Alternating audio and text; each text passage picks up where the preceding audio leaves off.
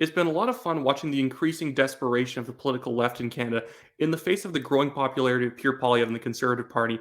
And I think, simply put, the reason why the Conservative Party is becoming so popular is because they're actually talking about issues that Canadians care about, and they're actually talking about those issues in a coherent manner that actually makes Canadians feel like those problems can be solved. Whereas the political left is basically out in la la land, still talking about social justice, climate action, and whenever they do touch on a serious issue, it's sort of the same generic platitudes they've always been offering with no real substantive plan that will work, or at least hasn't been already tried and failed before. And this is where I think the Liberal Party and the media cannot get a good angle to attack Pierre Poilievre on. So they're increasingly sweaty and desperate, trying to find something or just some angle or some narrative that will actually hurt Pierre Poilievre and the Conservatives. And they're not finding it because they're disconnected from what Canadians care about. So the first story here from the Globe and Mail I just want to highlight because it's just so ridiculous and it highlights this point perfectly. This is the opinion article that the editorial board put out because for some reason major Canadian papers need like 6 people to write an article, or at least the author won't actually put their name to it. But the Globe and Mail said Pierre Poilievre's Conservatives still don't have a viable climate plan. And in response to this article, because you don't even need to read it, who cares?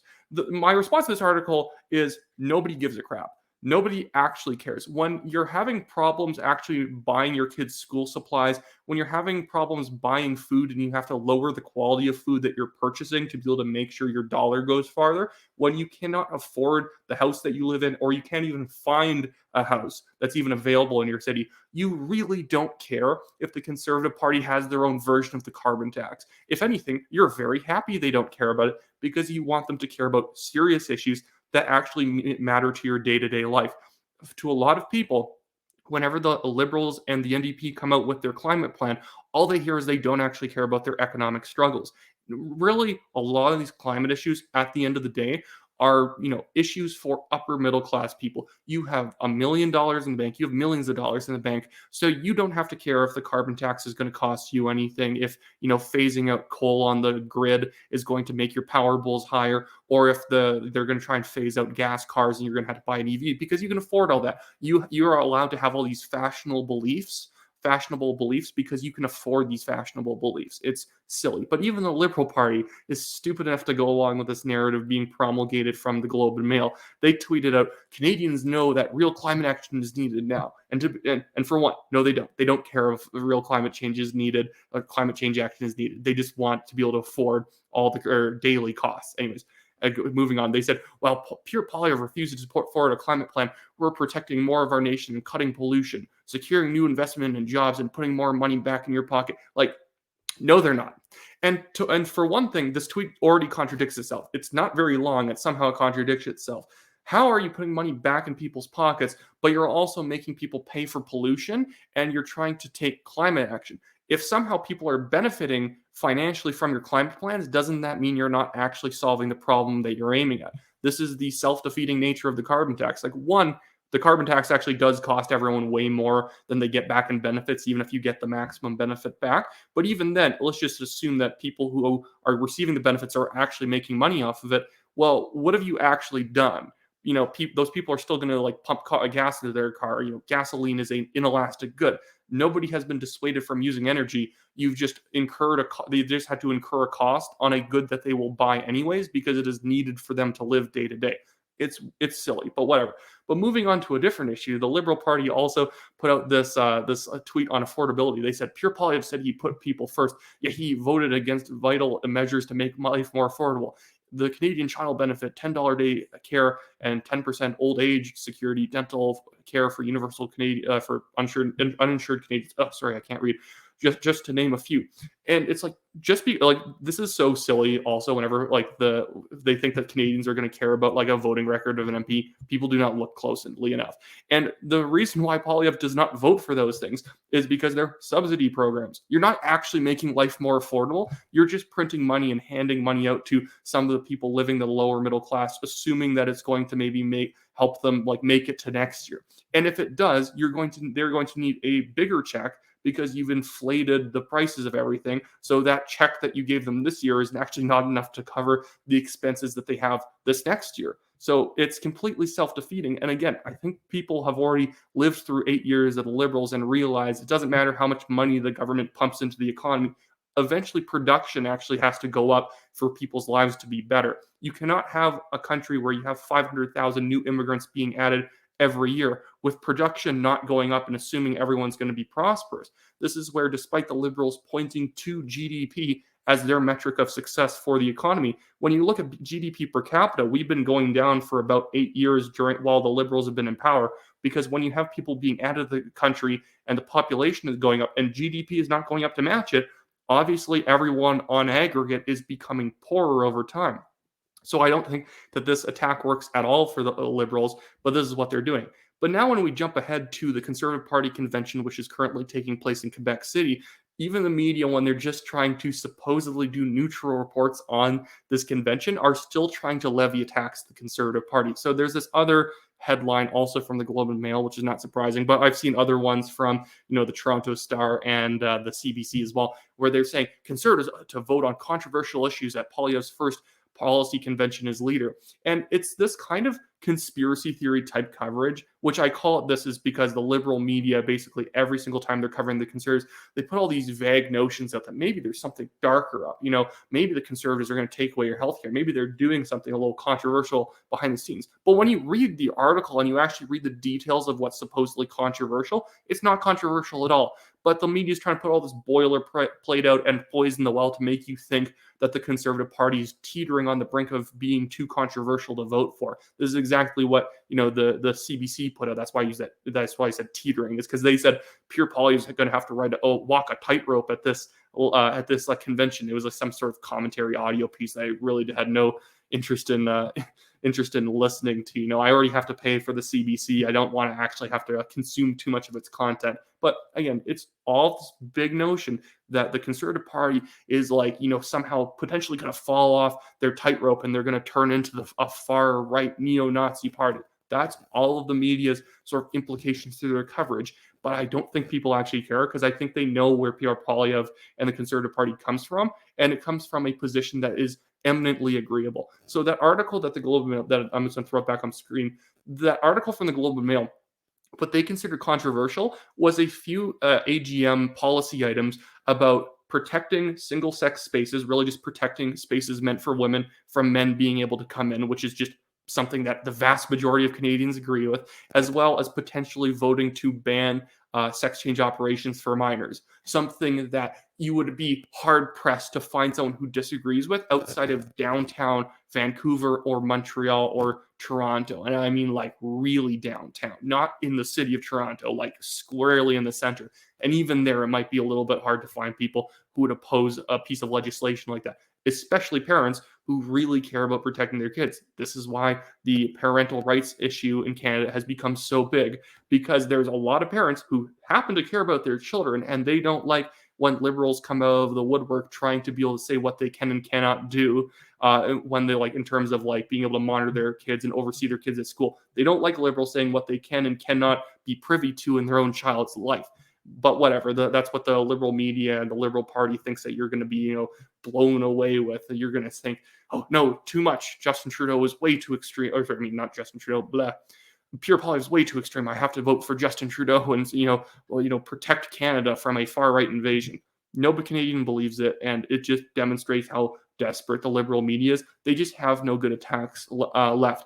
But to end this video off with one more news story, because it's close to my heart, I got to cover a couple things that Press Progress said, both about Pierre Poilievre and about a new Conservative MP.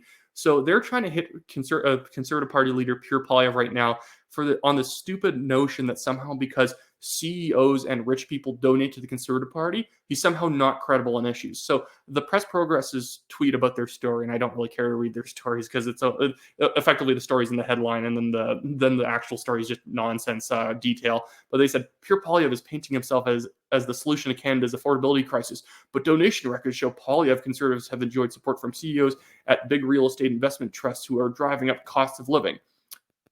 Okay, one, is it controversial that CEOs or of companies or rich people donate to you? Not at all.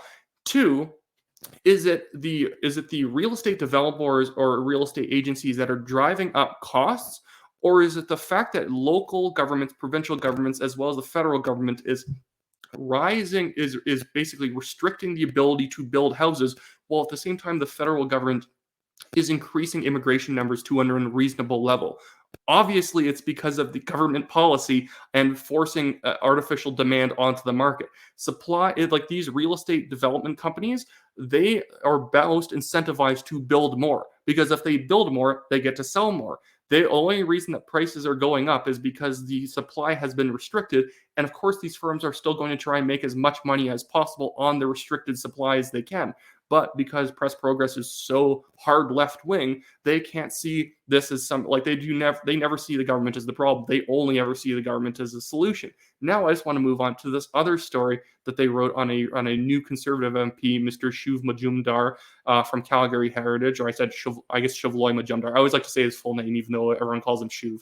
But they wrote this article on the new MP, Shuv Majumdar in Calgary Heritage, and they call him he's the right-hand man. He's like Harper's right-hand man, an international neocon operative. Just this nonsense left-wing tanky kind of framing of an issue to try and pretend that everyone who wants a little bit of muscle on Canada's foreign policy, that somehow they must be nefarious neocons trying to ruin the world, that they're military, like they're warmongers and militant or whatever. When really Canada, during Trudeau's tenure, has been so weak and pathetic that we basically apologize to Iran when they kill a bunch of our own citizens in a missile, after a missile was launched at a airline with a bunch of Canadians on it.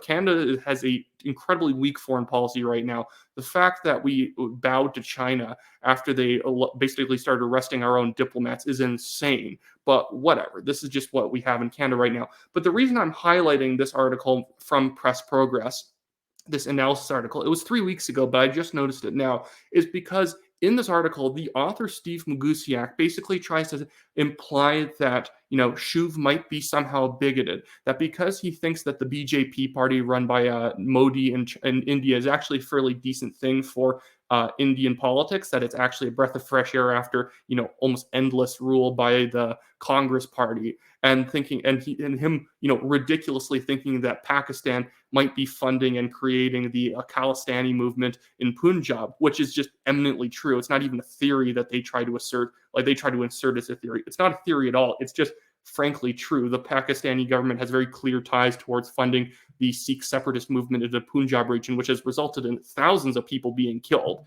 That somehow makes Shuv bad.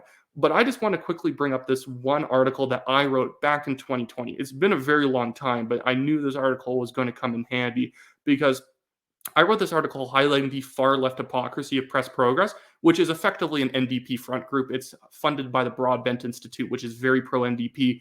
And I remember Steve Magusiak's name. So I pulled up this old article because while Steve Magusiak is trying to basically hit Shuv Majumdar for supposedly maybe being bigoted or somehow far right because he supports like a nationalistic Indian government. Not when I say nationalistic, I don't mean like in a hyper nationalistic way, but doesn't exactly, it has a little bit more of a muscular position against Pakistan and against terrorism, both by communist Naxalites as well as Khalistanis in India. That somehow makes him bad. But I just want to show these tweets that I saved back when I wrote these articles that Steve Magusiak retweeted. He just said that he literally tweeted at one point, I just want working class people to hate capitalism as much as it hates them. So that one's not too bad, just more socialist nonsense. But he has this other one he retweeted that says, feeling like remembering those who fought for freedom, ? Forget Remembrance Day. Instead, remember the brave Bolsheviks who seized power in Russia 103 years ago today.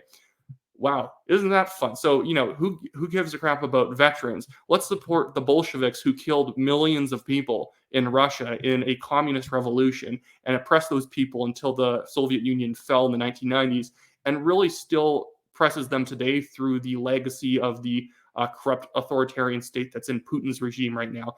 And here's another tweet that's from him, which says, I wish President Xi eternal good fortune in his continuing battle with the Occidental beast. And so if you don't know what the word Occidental means, it means Western. So he is hoping, he is giving internal good, what is that word again? Internal good fortune to President Xi Jinping in China in his fight with the Western beast. implying the United States, Canada, and the rest of the Western world. So Steve Magusiak is literally pro-China and anti-Western based on his own tweet history. And Steve Magusiak is a complete coward. He basically deletes all of his tweets every like 2 months or so. He like completely wipes the slate clean. If you ever scroll through his Twitter, eventually it goes blank, which is why when I was researching Press Progress back in the day, I screenshot all their stuff and I confronted with them with it. And of course, they ended up just blocking me and running away. Even the anti-hate network, which really all they care about is all they are really is a big smear operation. But they even blocked me when I pointed out that they should stop amplifying Press Progress because they were not only supporting communism and violent revolution, but some of their other reporters I didn't go over in this article were also, I do go over in the article, I just didn't scroll over to those sections. They were supporting violence and other sorts of like aggressive action against conservatives. They do not actually care about hatred, but whatever. But that's the kind of nonsense that you have out of these left-wing sort of I guess like anti-hatred, anti-extremism kind of publications. It's effectively just hypocrisy that they'll call you out for something that you didn't even do when they're literally more guilty of it themselves. But this video is running a bit long, but I'll make sure to link that article on Press Progress in the description below. Use it to your heart's content, post it underneath everything that Press Progress posts on Twitter because it would be funny. Also, I have my Give, Send, Go in the description of this video below. I'm being sued by a Chinese billionaire. It's a stupid defamation suit. I'm winning it because he has no case, but I have my Give, Send, Go there. If you want to contribute $1 or $2 to my legal defense, it just helps me out. I've had to pay over $15,000 trying to defend myself so far. So just any amount of money makes the actual burden a little bit easier on me. And then I also have a link down there for the TNT email list. Sign up for the TNT email list if you're in the Calgary area and you want to go to the Ben Shapiro event happening in Southwest Calgary in November of this year. It's November 16th. The tickets go live on September 14th. But TNT and some other organizations are allowed to put out some early bird ticket codes. So if you're on the TNT email list, you will be getting one of those ticket codes so you can buy tickets prior to the 14th. That should be it for today. I'm happy to be in my normal studio. This video is a little bit longer in length, so hopefully I didn't mumble too much as it went on. I start off really strong, and then my mouth starts getting more cottony as things go on. But I think this was at least fairly successful for such a long video. Have a great day.